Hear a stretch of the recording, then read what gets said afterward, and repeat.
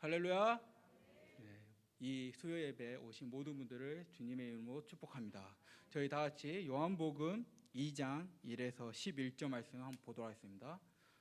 요한복음 2장 1에서 11절 말씀입니다.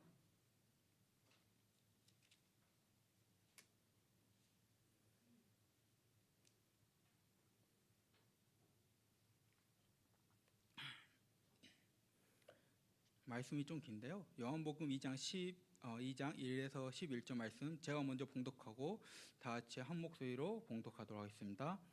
사흘째 되던 날 갈릴리 가나에 혼례가 있어 예수의 어머니도 거기에 계시고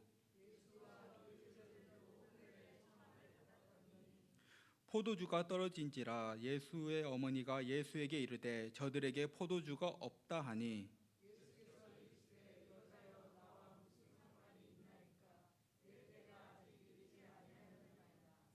그의 어머니가 하인들에게 이르되 너희에게 무슨 말씀을 하시든지 그대로 하라 하니라.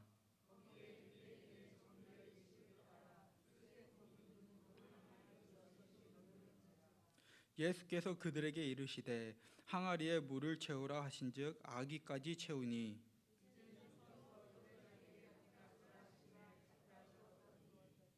연회장은 물로 된 포도주를 맛보고도 어디서 났는지 알지 못하되 물동원 하인들은 알더라. 연회장이 신랑을 불러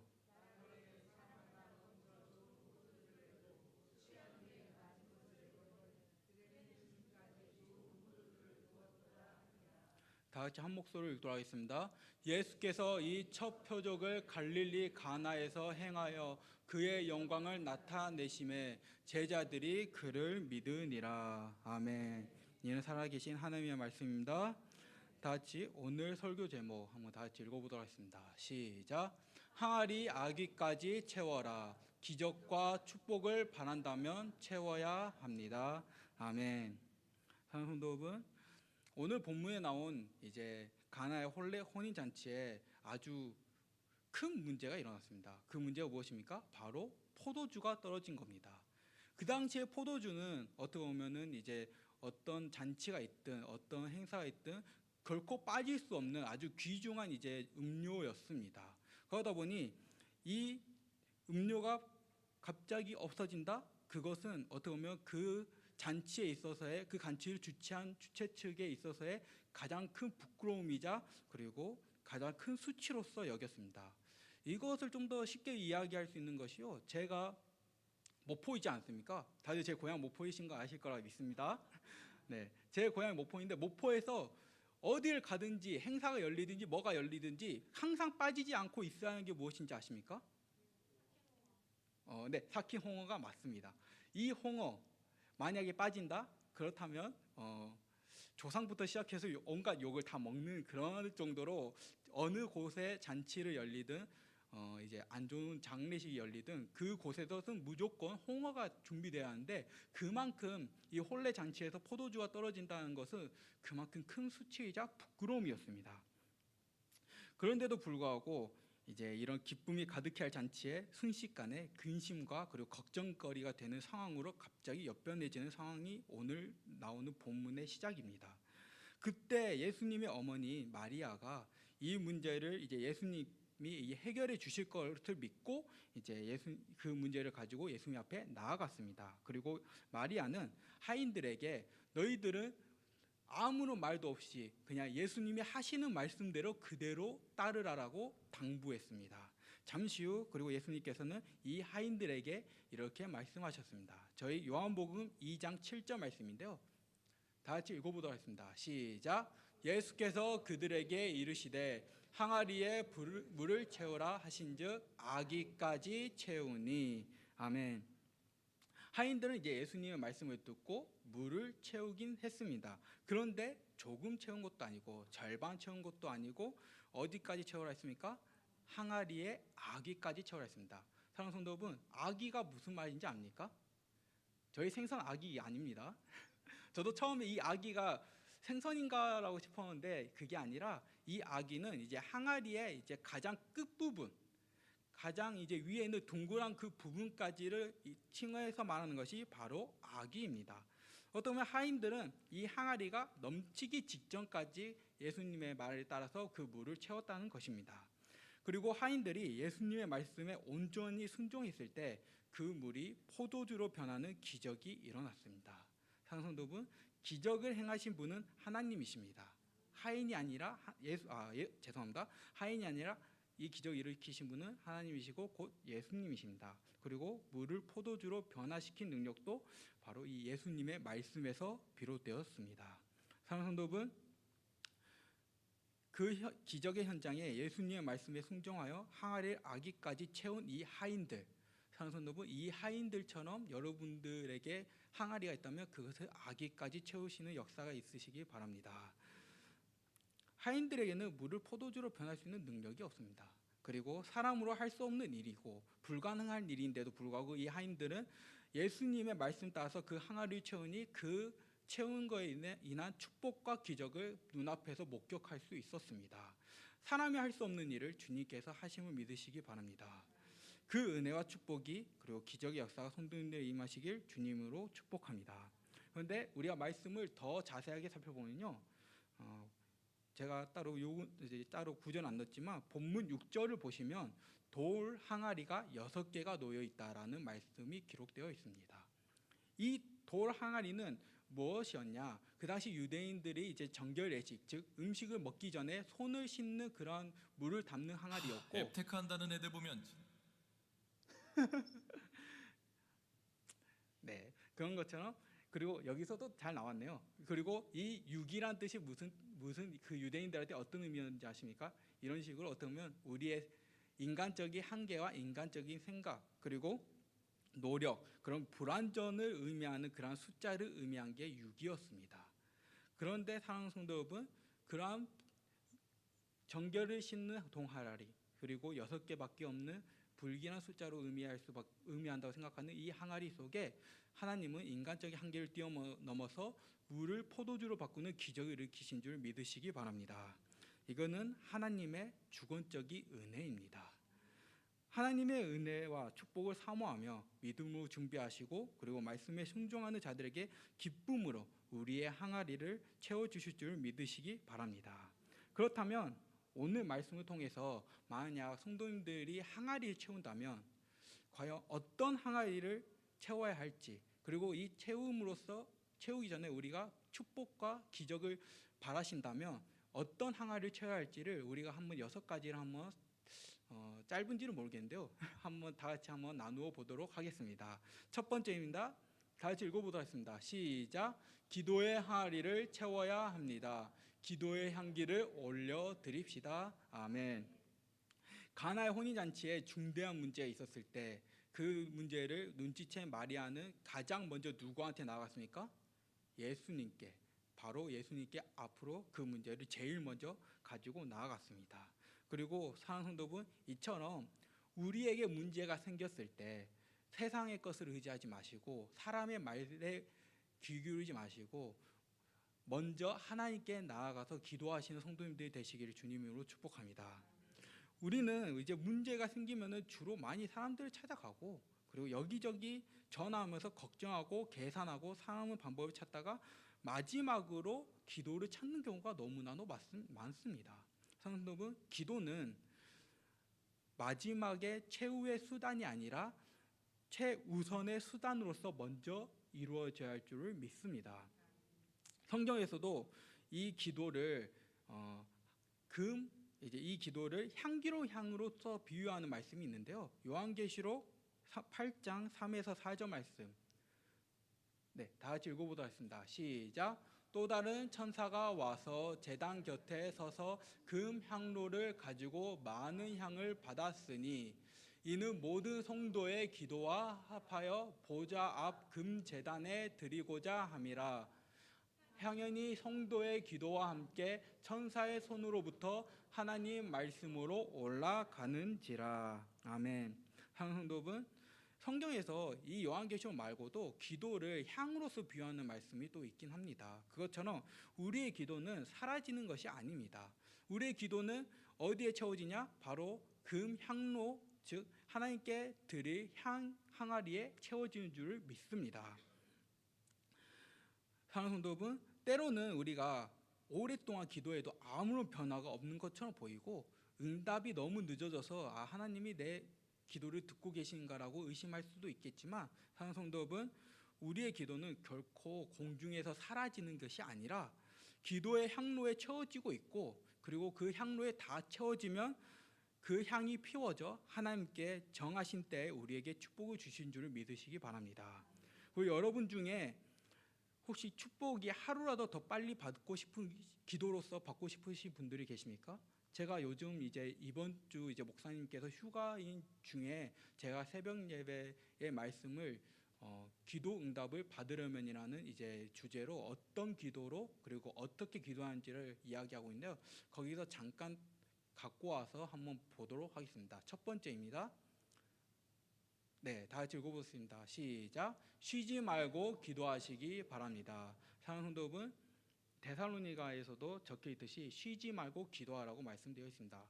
여기서 쉬지 말라라는 말은 진짜로 숨 쉬지 말고 기도하라라는 의미로 받아들이기보다는요, 오히려 하루도 빼먹지 말고 하루하루마다 하나님께 기도를 드리고 그 기도를 채우시는 그러한 습관을 가지시길 주님의 이름으로 축복합니다. 저희 두 번째도 한번 읽어보겠습니다. 시작. 하나님의 뜻에 맞는 기도를 쌓으시기 바랍니다. 사랑하는 성도 여러분, 금 향로가 무엇입니까? 이제 향을 담는 항아리이지 않습니까? 근데 이 향이 불순하면 어떤 향을 내뿜겠습니까? 독하기도 하고, 너무 많이 부으면 독하기도 하고, 어떤 경우에는 이게 너무 기분 나쁜 향이 올라올 수도 있습니다. 그것처럼 사랑하는 성도분, 기도할 때 내 욕심, 그리고 부정한 것, 그리고 불만스러운 것, 그런 부정한 것들로 기도로 채워지지 마시고, 기도를 통해 하나님의 뜻을 분별하고 하나님의 뜻에 맞는, 그리고 하나님께서 기뻐하시는 기도의 향을 쌓으면서 하나님께 그 기도를 먼저 드리시기 바랍니다. 저희 세 번째 다 같이 읽어보도록 하겠습니다. 시작. 합심하여 기도해 주시기 바랍니다. 기도를 혼자서 하는 것도 어떻게 보면 하나의 방법이지만, 사랑하는 성도 여러분, 합심해서 기도해 주셨으면 좋겠습니다. 나 혼자 할 수 없는 일, 두세 명이 모이면은 그 역사는 더욱더 풍성해지고, 그리고 옆에서 누군가가 기도로서 도와준다? 그렇다면 하나님은 그 역사를 더하기가 아니라 곧셈으로써 우리에게 그 행하리를 더 채워주시는 은혜가 있으시기 바랍니다. 그렇기 때문에 사랑하는 성도분, 다 같이 모여서 혼자서 기도 제목을 가지고 기도하기보다는 그 기도 제목을 나누고, 그 기도 제목을 다 함께 하나로 마음을 모아서 기도하는 그러한 저희 서천중앙교회 성도님들이 되시길 주님으로 소망합니다. 사랑하는 성도 여러분, 기도의 불이 꺼지지 않으시기 바랍니다. 우리의 마음속에 이 기도를 끝까지 유지하시기 바랍니다. 교회뿐만 아니라 가정에서도, 그리고 내 삶에서도 그리스도의 향기를 내뿜는 것처럼 우리도 기도의 향기를 내뿜어서 기도의 사람, 기도의 본이 되는 그런 성도님들이 되셨으면 좋겠습니다. 그리고 그 기도의 향로가 차곡차곡 채워져서 하나님 앞에 향기로운 향으로서 올려드릴 때, 그때 은혜와 축복이 성도님들에게 임하시길 주님으로 축복합니다. 저희 다 같이 두 번째 말씀 다 같이 읽어보도록 하겠습니다. 시작. 말씀을 항아리를 채워야 합니다. 내 심령을 말씀으로 채웁시다. 아멘. 두 번째로 우리가 어떤 항아리를 채워하냐? 바로 말씀의 항아리입니다. 예수님께서 하인들에게 항아리에 물을 채우라고 말씀하셨을 때 하인들은 그 말씀에 순종하고 따랐습니다. 어떤 보면 예수님이 그 포도주를 채우라, 그 물을 채우라 할 때 이 하인들은 과연 그 말이 제 마음에 와닿았을까요? 그럼에도 불구하고 하인들은 그 말을 듣고 그 말에 따라 순종해서 그 항아리에 물을 채웠고, 그리고 그 물을 채움으로써 물이 포도주로 변하는 기적이 일어났습니다. 사랑하는 성도 여러분, 여러분들의 삶, 그리고 여러분들의 인생이 변하시길 원하신다면 먼저 하나님의 말씀으로 채워보시기 바랍니다. 사람의 마음은 온갖 잡다한 것들로 다 채워져 있는 것 같습니다. 주로 우리가 테레비 같은 요즘 저도 뉴스를 보긴 하지만 뉴스를 볼 때마다 좀 안타까운 것이 뉴스에서 좋은 소식이 퍼지면 좋겠지만 주로 안 좋은 소식들, 그리고 방송사들이 원하는 그러한 좀 흔히 말하는 저희들 속세 말하는 레카라고 이제 좀 안 좋은 이야기들로 이제 뉴스를 채우듯이 세상의 것들은 의외로 불안하고 부정적인 것으로 우리의 귀에 들려오고, 그리고 그 들려온 것으로 우리 마음이 점점 부정적으로 채워지는 것 같습니다. 그리고 우리가 항상 보는 인터넷, 휴대폰, 그리고 사람들의 말과 세상의 소식이 끊임없이 계속 우리의 마음과 생각에 들어오니까 정작 하나님의 말씀을 들어야 하는데 그 하나님의 말씀이 오히려 듣지 못하고 세상의 소리에 의지하고, 그리고 세상의 것들에 닮아가는 그런 상황에 우리는 놓여 있습니다. 저희 로마서 12장 2절 말씀인데요. 다 같이 읽어보도록 하겠습니다. 시작. 오직 마음을 새롭게 함으로 변화를 받아 하나님의 선하시고 기뻐하시고 온전한 뜻이 무엇인지 분별하도록 하라. 아멘. 이 구절에서 이 세대를 본받지 말고 마음을 새롭게 함으로써 변화를 받으라고 말씀하고 있습니다. 우리의 마음이 새로워지기 위해서 가장 중요한 것이 무엇이냐? 바로 하나님의 말씀을 우리의 마음으로 다시 덧씌워서 새롭게 되는 은혜가 있으시기 바랍니다. 내 마음을 하나님의 말씀으로 다시 채우시기 바랍니다. 저희 디모데후서 3장 16절에서 17절 말씀인데요. 많이들 알고 있는 성경 구절일 겁니다. 다 같이 읽어보도록 하겠습니다. 시작. 모든 성경은 하나님의 감동으로 된 것으로 교훈과 책망과 바르게 함과 의로 교육하기에 유익하니 이는 하나님의 사람으로 온전하게 하며 모든 선한 일을 행할 능력을 갖추게 하려 함이라. 아멘. 성도분, 죄송합니다. 여러분들 변화되고 싶습니까? 꾸준히, 그렇다면 하나님의 말씀을 꾸준히 읽으시기 바랍니다. 세상에 이런 말이 있습니다. 내가 변해야지 세상이 변한다. 사랑하는 성도분, 내 주위에 혼잡하고 그리고 내 주위에 문제로서 어렵고 그 상황을 역전해서 바꾸고 싶기 원하십니까? 그렇다면 우선 나의 심령에 말씀을 채워서 그 말씀으로 하나님의 삶으로 변화되는 것을 먼저 이루시기 바랍니다.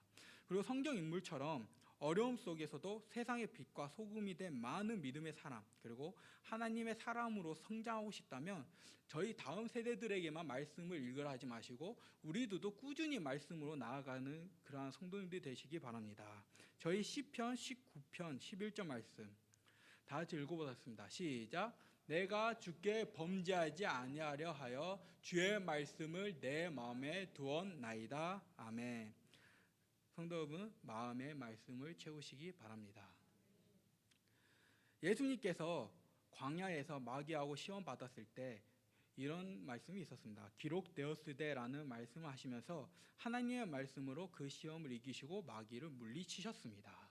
그리고 그렇기 때문에 우리 마음에, 내 마음의 심령에 하나님 말씀을 얼마나 쌓아두냐에 따라서 죄의 유혹이 찾아올 때, 그리고 내 인생길에 방황할 때, 그리고 답을 찾고 싶어 할 때 그 답을 내 마음에 쌓아둔 말씀으로 찾을 수 있고 그 말씀으로 이겨낼 수 있습니다. 말씀의 항아리도 근데 기도의 항아리처럼 하루아침에 채워지는 것이 아닙니다. 꾸준히 하루에 차곡차곡 말씀을 하나하나 쌓으시기 바랍니다. 그리고 그 말씀, 여러분, 지식과 지혜의 차이가 무엇인지 아십니까? 지식은 어떻게 보면은 예를 들면 일종의 지도와 같습니다. 여러 가지 정보가 다 주어져 있고 그리고 그 정보에 따라서 우리가 가야 할 곳이 어디인지가 다 기록되어 있습니다. 그런데 지혜는 무엇인지 아십니까? 일종의 지혜는 나침판하고 같습니다. 나침판이 없으면 지도를 보더라도 내가 어디로 가고 있는지를 잘 모릅니다. 그렇지만 그 내가 가는 길을 지혜롭게 가려면 나침판을 통해 동서남북으로 내가 어디를 향하고 있는지를, 정확한 길을 가고 있는지를 알 수 있습니다. 이게 지혜와 지식의 차이인 줄 믿습니다. 저희 시편 119편 105절 말씀인데요. 한번 읽어보도록 하겠습니다. 시작. 주의 말씀은 내 발의 등이요 내 길의 빛이니이다. 아멘. 성도 여러분, 이 내 발의 등이요 그리고 내 앞길을 비추는 빛인 말씀을 항상 마음속에 쌓으시기 바랍니다. 가정에서도 성경을 읽고 자녀들과 함께 성경을 읽고 그리고 들은 말씀을 함께 나누시기 바랍니다. 그리고 만약에 이 말씀을 뭔가 채우기 어려우신 분들이 계신다면 최소한 각자 내 마음속에 한 가지의 말씀이라도 외워서 하나 두셨으면 좋겠습니다. 저 같은 경우는 제 마음속에 한 가지 말씀을 두었다면 그것이 무엇이었냐? 야고보서 죄송합니다. 저도 잘 기억이 안 나는데 구절이 야고보서에 있는데요. 행함이 없는 믿음은 죽은 줄 죽음이니라는 말씀이 있습니다. 저는 그 말씀을 한 가지라도 그 말씀을 마음속에 품고 내 믿음을 행함으로써 나타내자는 것을 제 가시처럼 여겨오면서 그 말씀을 여전히 잊지 않고 살아오고 있습니다. 그렇기 때문에 이 하나의 말씀이 내게 큰 도움이 되고 그리고 나침판이 되는 그러한 경험과 은혜를 체험하는 그러한 성도님들이 되시기를 주님의 이름으로 축복합니다. 저희 세 번째 대지 다 읽어보도록 하겠습니다. 시작. 믿음의 항아리를 채워야 합니다. 믿음의 분량을 채웁시다. 아멘. 세 번째로 믿음의 항아리를 채워야 합니다. 하인들이 하나님의 말씀을 들었습니다. 그리고 아까 말했듯이 그 말씀이 뭔가 이해가 되지 않고 물이 포도주로 변한다는 게 쉽게 이해되십니까? 이해되지가 않습니다. 그런데도 불구하고 당장 포도주가 필요한데 물을 채우는 게 과연 무슨 소용이 있을까라고 생각했음에도 불구하고 하인들은 예수님의 말씀에 따라 물을 채우는 그러한 순종적인 모습을 보였습니다. 여러분, 그 이해되지 않는 말씀, 하나님의 말씀이 이해되지 않더라도 그것을 믿고 따르는 것이 순종이고 그리고 그 순종이 바로 믿음인 줄을 믿습니다. 믿음은 모든 것을 이해한 뒤에 움직이는 것이 아닙니다. 여러분들이 생각할 때 하나님의 말씀 선하다고 믿으십니까? 옳은 길로 간다고 믿으십니까? 그리고 그 길이 나를 축복된 길로 간다고 믿으십니까? 네, 그것처럼 이 하나님의 말씀을 신뢰하신다면 이해되지 않더라도 그 말씀을 순종하고 나아가는 것이 바로 믿음이고 순종인 줄 믿습니다. 저희 히브리서 11장 1절 말씀인데요. 다 같이 읽어보도록 하겠습니다. 시작. 믿음은 바라는 것들의 실상이요 보이지 않는 것들의 증거니. 아멘. 이처럼 믿음은 바라는 것들, 우리가 바라는 것들이 현실로 일어나는 것을 믿는 거고 그리고 보이지 않는 것들이 살아나는 증거인 줄을 믿습니다. 그런데 이 믿음, 우리가 아까 말씀드렸던 기도하고 말씀처럼 똑같이 믿음도 똑같이 하루 아침에 성장하는 것도 아닙니다. 말씀을 듣고 기도하고 그리고 작은 일에 순종하고 하나님의 도우심을 체험하고 경험하는 그 과정 속에서 차근차근 하나하나씩 쌓아지는 것이 믿음입니다. 처음에는 겨자씨와 같은 작은 믿음일 수도 있습니다. 하나 사랑하는 성도분, 예수님께서 어떤 말씀하셨습니까? 이 겨자씨라도 믿음을 가지고 있으면 저 앞에 있는 큰 산도 움직일 수 있다라고 말씀하셨습니다. 중요한 것은 믿음의 크기를 자랑하는 것이 아니라 내 믿음이 얼마나 많냐라고 그렇게 표시하는 것이 아니라 믿음의 대상인 하나님을 내가 얼마나 온전히 신뢰하고 있는가가 바로 믿음인 줄 믿습니다. 성도 여러분, 우리가 믿음이 채워지면 뭐가 생깁니까? 축복이 생기긴 하지만 그 전에 바로 확신이 생깁니다. 형편은 아직 달라지지 않았지만 하나님께서 함께 하신다는 확신이 생기고 응답이 보이지 않아도 하나님께서 나에게 가장 좋은 길로 인도하고 계신다는 그 믿음에 확실한 믿음이 생깁니다. 백부자 하인이 중풍병에 걸린 백부장의 하인이 중풍병에 걸렸을 때 그 백부장이 예수님께 나아갔을 때 그때 예수님께서 너는 무엇을 하기 원하냐라고 무엇을 바라냐고 이야기했을 때 백부장은 무엇이라고 얘기하신지 아십니까? 말씀으로만 하옵소서 그러면 내 하인이 낫게 싸웁니다라고 말씀했습니다. 또 나와서 성경에서 귀신 들린 아들을 데리고 온 아버지가 예수님께 무엇을 하실 수 있거든 우리를 불쌍히 여기사 도와주옵소서라고 말씀했습니다. 그때 예수님께서는 이렇게 말씀하셨습니다. 저희 마가복음 9장 23절 말씀인데요. 다 같이 읽어보도록 하겠습니다. 시작. 믿는 자에게는 능히 하지 못할 일이 없느니라 하시니. 아멘. 사랑하는 성도분, 아까 제가 이야기했던 백부장의 믿음 그리고 예수님께서 하신 이 고백이 우리의 믿음의 고백이 되어야 될 줄로 믿습니다. 믿음이 커지면 우리에게 축복을 주실 하나님을 어떤 상황에서도 의심하지 않고 고통과 연단 과정이 있을 때에도 인내하는 것이 어떻게 보면 믿음이 쌓여지면 훨씬 더 수월하게 이겨나갈 수 있습니다. 그런데 반대로 믿음이 약해지면 어떻게 됩니까? 작은 문제도 우리 마음을 쉽게 흔들립니다. 사랑하는 성도분, 하나님을 믿는다고 말하면서 상황을 보지 마시고 낙심하지 마시고 절망하지 마시고 사람의 한마디로 무너지지 말고 오히려 그 믿음의 분량을 하나하나씩 채워 그 믿음으로 이겨나가는 성도님들이 되시기 바랍니다. 그런데 우리가 이 믿음의 분량 어떻게 채워야 되겠습니까? 저희 로마서 10장 17절 말씀 다 같이 읽어보도록 하겠습니다. 시작. 그러므로 믿음은 들음에서 나며 들음은 그리스도의 말씀으로 말미암았느니라. 아멘. 사랑하는 성도분, 말씀을 들음으로써 믿음을 채우시기 바랍니다. 위에서 말했듯이 세상 속의 말이 아니라 세상 속에서 들려오는 소리가 아니라 말씀 속에서 기도의 응답과 해답을 발견하시고 그리고 그 말씀에 따라 작은 일에 순종할 때 더 큰 일에 순종하고 이전까지 감당할 수 없다고 판단했던 그 축복을 감당할 수 있는 믿음의 그릇이 우리가 말씀으로써 채워집니다. 사랑하는 성도분, 그렇기 때문에 말씀을 통해서 믿음의 그릇을 항아리를 채우시기 바랍니다. 작은 일부터 믿음으로 순종하시고 의심이 찾아온다면 말씀 한번 붙들어 보시기 바랍니다. 그렇게 실패하더라도 다시 일어나 오늘보다 내일 더 주님을 신뢰하고 어제보다 오늘 더 깊이 하나님을 의지하는 믿음으로 성장하여 하나님으로부터 더 큰 축복과 그리고 쓰임을 받는 성도님들이 되시기를 주님의 이름으로 축복합니다. 저희 네 번째입니다. 네 번째 다 읽어보겠습니다. 시작. 성령의 기름 부음의 항아리를 채워야 합니다. 성령의 능력과 충만함을 구합시다. 아멘. 네 번째로 우리가 채워야 할 것이 무엇이냐? 바로 성령의 기름 부음입니다. 예수님께서 공생애를 시작하기 전에 이제 물 세례를 받은 후에 하나 더 받으신 게 무엇입니까? 성령 세례입니다. 네. 그리고 예수님께서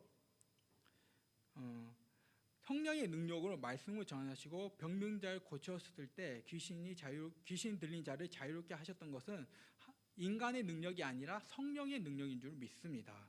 그리고 예수님께서 승천하시기 전에 제자들에게 무엇을 보내주시겠다고 약속하셨습니까?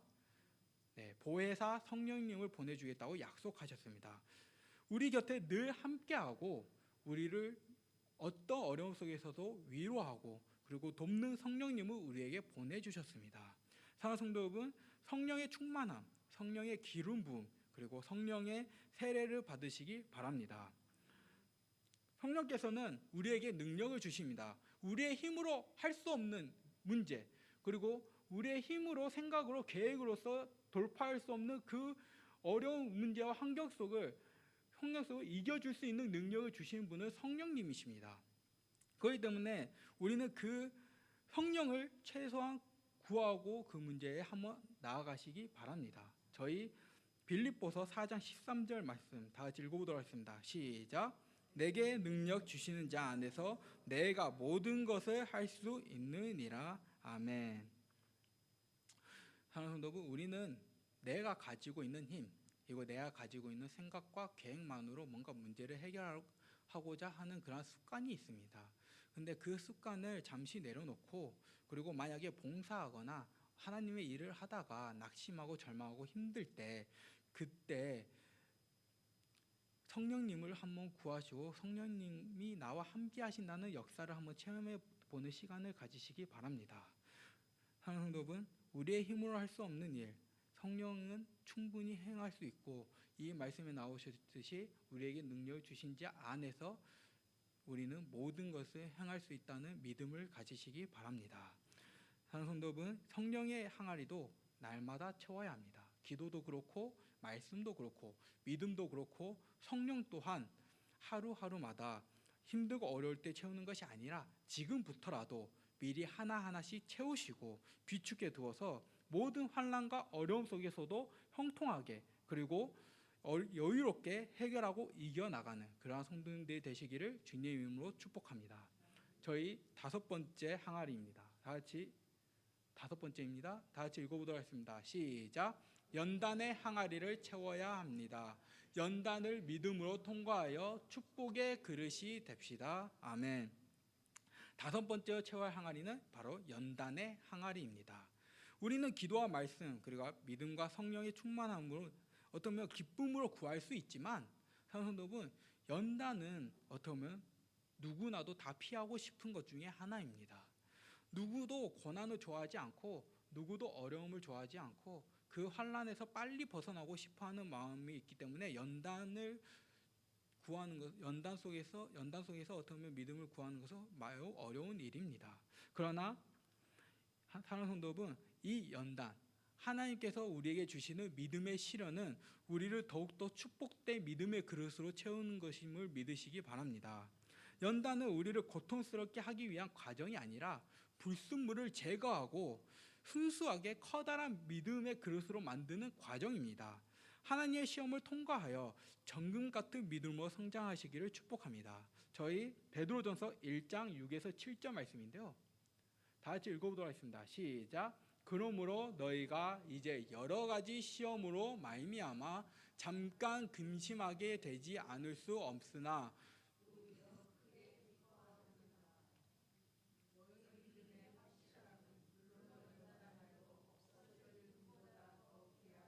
예수 그리스도께서 나타내실 때 칭찬과 영광과 존귀를 얻게 할 것이니라. 아멘. 우리가 믿음의 연단의 과정을 마칠 때 하나님께서는 우리에게 더 큰 축복을 주실 줄을 믿습니다. 그렇게 저는 여러분들에게 이 연단의 항아리를 어떤 항아리보다 더 빨리 채웠으면 좋겠습니다. 연단, 어려움 속에 계속 있고 싶어하는 분들은 하나도 없을 거라고 저는 그렇게 생각합니다. 그렇기 때문에 이 연단, 하나님 주시는 이 믿음의 시련을 빨리 채워지는 그러한 역사가 있으시길 주님으로 축복합니다. 그런데 우리가 이 연단의 항아리를 빨리 채우기 위해서는 어떻게 해야 할까요? 사랑하는 성도분, 우리가 앞에 나왔던 네 가지를 비축해 두시기 바랍니다.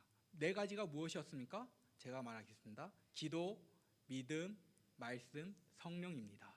이 네 가지의 항아리에 내가 비축해 두면 우리가 먹을 것이 없는 그 가뭄이 올 때 뭔가를 비축해 두면은 그 비축해 둔 걸로 우리는 그 가뭄을 이겨낼 수 있지 않습니까? 그런 것처럼 사랑하는 성도 여러분, 이 네 가지를 채워놓고 비축해 두면 연단 속에서도 우리는 이 네 가지 채워둔 걸로 우리는 그 연단을 쉽게 통과하고 형통하게 이겨나갈 수 있습니다. 그렇기 때문에 이 연단의 항아리가 오기 전에, 이 연단 하나님의 시련이 오기 전에 네 가지의 항아리를 채우시는 성도님들이 되셨으면 좋겠습니다. 그리고 이 연단은 우리를 더 좋은 그릇으로 빚는 것처럼 여러분들에게 더 큰 축복, 더 큰 사명의 일을 감당하기 위한 그릇으로 빚고 있는 과정을 믿으시기 바랍니다. 저희 야고보서 1장 2에서 4절인데요. 다 같이 읽어보도록 하겠습니다. 시작. 내 형제들아, 너희가 여러 가지 시험을 당하거든 온전히 기쁘게 여기라. 이는 너희의 믿음의 시련이 인내를 만들어 내는 줄 너희가 알미라. 인내를 온전히 이루라. 이는 너희로 온전하고 구비하여 조금도 부족함이 없게 하려 함이라. 아멘.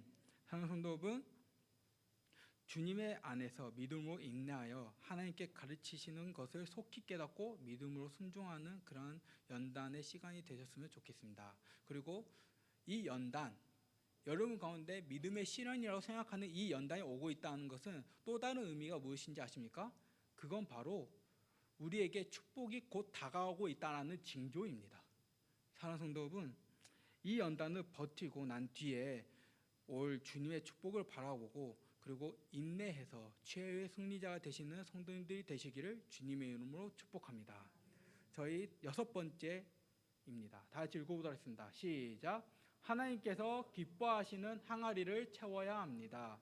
사랑으로 채웁시다. 아멘. 마지막으로 우리가 채워야 할 항아리가 무엇이냐? 그건 바로 하나님께서 기뻐하시는 항아리입니다. 우리는 하나님께 무엇을 받을 건가를, 무엇을 구하고 그 구하는 것에서 얼마 받을까라는 그런 받는 것에만 생각하고 있습니다. 건강을 구하고 가정의 축복을 구하고 문제 해결에 그리고 앞길이 열리기를 기도하고 바라고 있습니다. 그러나 물론 하나님께서 우리에게 우리의 필요를 구하는 것은 어떻게 보면 잘못된 일은 아닙니다. 그러나 우리가 믿음의 사람이라면, 은혜를 받았다면 그 은혜로 하나님께서 기뻐하신 것이 무엇인지를 알아보는 그런 성도님들이 되셨으면 좋겠습니다. 그 하나님께서 기뻐하는 것 가운데 무엇이 있겠습니까? 세 가지가 있는데요. 그 세 가지가 무엇이냐? 바로 헌신과 봉사와 섬김입니다. 예수님께서는 우리 이 땅에 오셨을 때 섬김을 받으러 오신 분이 아니라 섬기러 오신 분이십니다. 우리도 하나님께서 주신 시간과 재능 그리고 물질과 은사를 가지고 교회와 이웃을 섬김으로 하나님께 영광을 돌리는 그런 성도님이 되셨으면 좋겠습니다. 저희 히브리서 6장 10절 말씀인데요. 다 같이 읽어보도록 하겠습니다. 시작. 이제 아니하사 너희 행위와 그의 이름을 위하여 나타낸 사랑으로 이미 성도를 섬긴 것과 성도를 는 것을 잊어버리지 아니하시느니라. 아멘. 사람들이 여러분들의 헌금과 섬김 그리고 봉사를 알아주지 않을 때도 있을 겁니다. 근데 사랑하는 성도 여러분, 사람들은 몰라도 하나님은 여러분들의 섬김과 봉사와 그리고 순종하고 나아가는 그러한 작은 수고까지도 다 기억하고 계십니다. 그런데 하나님께서 우리가 헌신하고 봉사하고 섬김으로써 이제 하나님께서 기뻐하시는 일이라고 제가 이야기를 했지만, 그 가운데서도 하나님께서 가장 기뻐하시는 일이 무엇인지 아십니까? 그건 바로 영혼 구원하는 일입니다. 저희 누가복음 15장 4에서 7절 말씀인데요. 한번 길어도 한번 다 같이 읽어보도록 하겠습니다. 시작. 너희 중에 어떤 사람이 양 100마리가 있는데 그 중에 하나를 잃으면 99마리를 들에 두고 그것을 찾아내기까지 찾아다니지 아니하겠느냐. 또 찾아낸즉 즐거워 어깨에 메고 집에 와서 그 벗과 이웃을 불러 모으고 말하되 나와 함께 즐기자. 나의 잃은 양을 찾아내었노라 하리라. 이와 같이 죄인 한 사람이 회개하면 하늘에서는 회개할 것 없는 의인 99으로 말미암아 기뻐하는 것보다 더하리라. 아멘. 예수님께서는 우리의 죄를 구원하기 위해서 이곳에 친히 내려오셨습니다.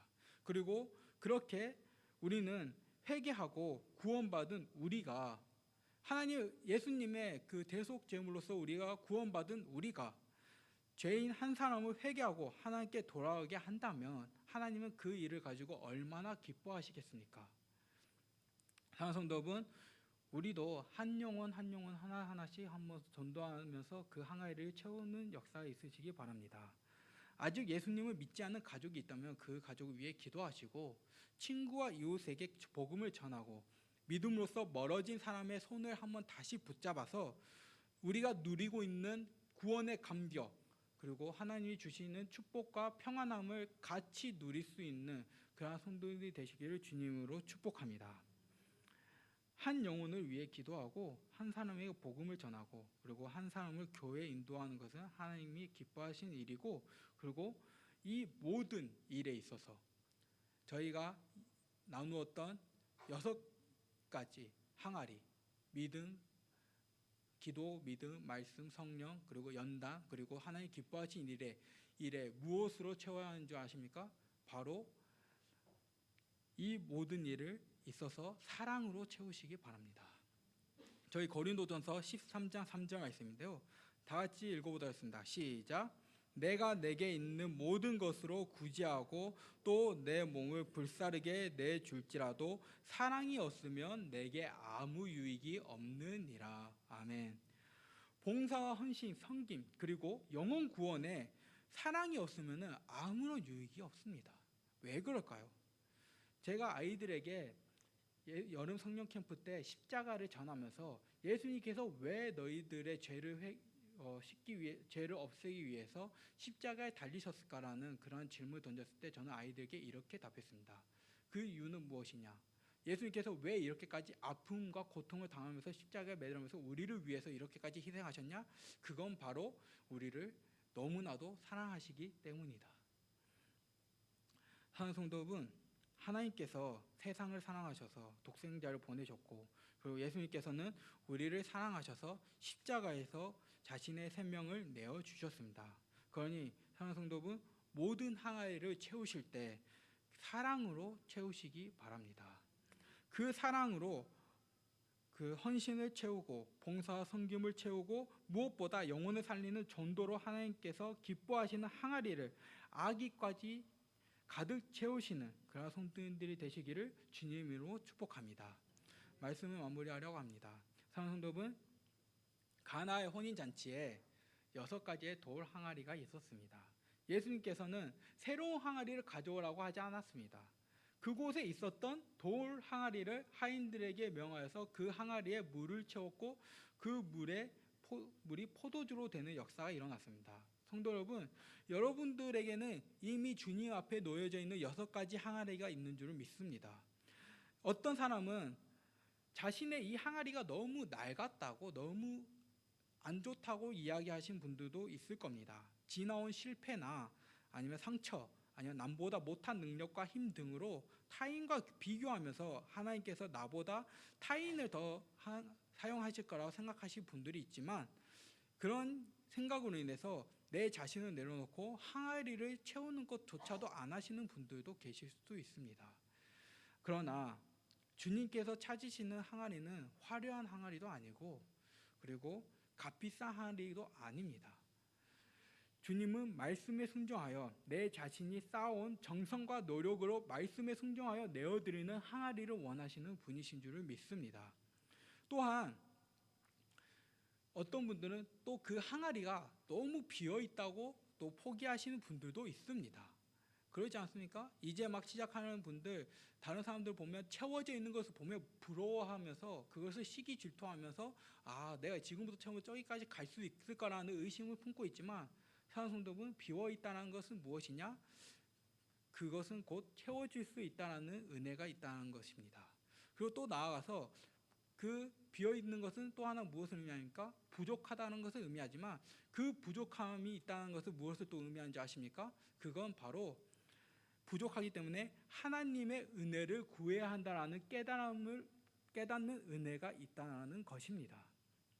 사랑하는 성도 여러분, 내 항아리가 어떤 항아리인지, 그리고 어떤 항아리를 채워야 할지, 6가지 중에 이 6가지를 다 채워야 하나라고 불안해하시는 분들이 계신다면, 오늘 설교에 나오는 이 6가지 항아리들을 하나하나 채우시되 한번 하나의 항아리를 집중적으로도 한번 채워보시는 그러한 한번 경험을 한번 해보셨으면 좋겠습니다. 저희 6가지 항아리가 무엇이었습니까? 한번 다시 띄워주시겠습니까? 다 같이 읽어보도록 하겠습니다. 시작. 6가지의 항아리: 기도, 말씀, 믿음, 성령, 연단, 하나님께서 기뻐하시는 일.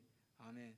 사랑하는 성도 여러분, 이 6가지의 항아리 적당히 채우는 것이 아니라 아기까지 가득 채워서 항아리의 물이 포도주로 바뀌어 혼인잔치가 더 풍성하게 된 것처럼 예수님께서 이루시는 놀라운 변화와 축복과 은혜를 그 항아리를 채우면서 다 누리고, 그리고 그 축복된 인생을 살아가는, 그러한 변화된 삶을 살아가는 그러한 성도들이 되시기를, 그러한 하나님의 은혜가 임하시기를 주님 이름으로 축복합니다. 다 같이 기도하겠습니다. 하나님 감사합니다. 은혜와 사랑과 풍성하신 하나님 아버지, 가나의 혼인잔치에 포도주가 없음에도 불구하고 6가지의 항아리, 그 기존에 있던 항아리를 통해 물을 채우시고 그 물을 포도주로 변하는 기적과 축복이 일어났습니다. 저희도 만약 기적과 축복을 바란다면 우리가 나왔던 말씀에 믿음과 기도, 말씀과 성령, 연단과 하나님 기뻐하시는 이 일의 항아리를 채우는 그러한 채움의 역사가, 은혜가 있기를 주님 축복하여 주시옵소서. 그리고 이 항아리를 채울 때 힘들고 어려울 수도 있습니다. 그럴 때 낙심하지 말고 믿음과 인내로 그 항아리를 채우게 하여 주시옵고, 그리고 우리가 이 항아리를 사랑으로서 하나님께 올려들어서 채워갈 때 우리에게 우리 포도주로 변하는 축복과 그리고 기적이 우리 안에, 우리의 삶에, 우리 가정에, 우리 자녀들에게, 우리의 모든 인생 가운데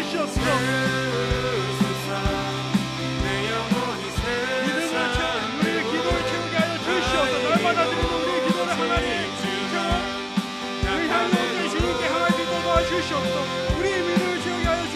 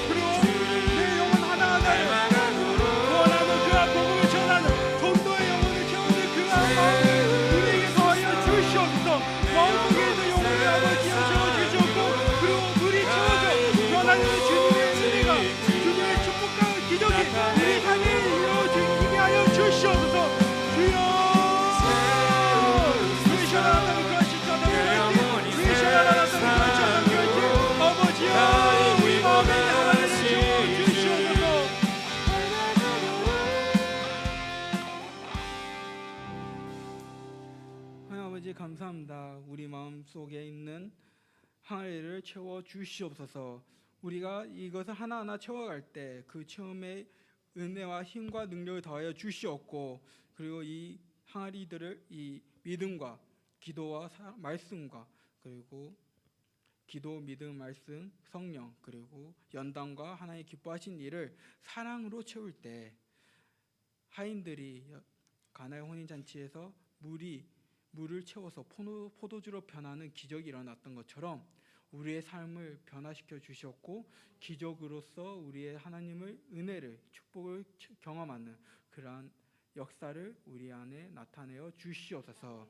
주님, 드려진 예물을 축복합니다. 1초 번째로 송은실 집사님, 그리고 남준희 집사님, 김수진 집사님, 남유정, 그리고 1초 번째로 오윤수, 오해솔, 그리고 강성거로 이준희 집사님, 민경 권사님, 그리고 강성거 홍관배 집사님, 우윤수 권사님. 주님, 우리가 이 드려지는 이 예물 또한 항아리로서 채워 주시옵고, 그 채워질 때 우리 마음속에 환난과 시련이 있을지라도 속히 이겨내어 주님이 기뻐하시는 일에 동참하고, 그리고 그 가운데 우리에게 포도주와 같이 삶의 가장 좋은 은혜와, 그리고 삶을 변화시켜주는 은혜와 축복이 우리 가운데 임할 수 있도록 도와주시옵소서. 감사합니다. 주님, 언제나 어디서나 우리와 함께 하시고 우리에게 축복을 주실 것이라 약속하신 예수님의 이름으로 기도드립니다. 아멘. 저희 다 같이 주님께서 우리에게 가르쳐 주신 기도로 오늘 예배를 마치도록 하겠습니다. 하늘에 계신 우리 아버지의 이름을 거룩하게 하시며 아버지의 나라가 오게 하시며 아버지의 뜻이 하늘에서와 같이 땅에서도 이루어지게 하소서. 오늘 우리에게 일용할 양식을 주시고 우리가 우리에게 잘못한 사람을 용서하여 준 것 같이 우리 죄를 용서하여 주시고 우리를 시험에 빠지지 않게 하시고 악에서 구하소서. 나라와 권능과 영광이 영원히 아버지의 것입니다. 아멘.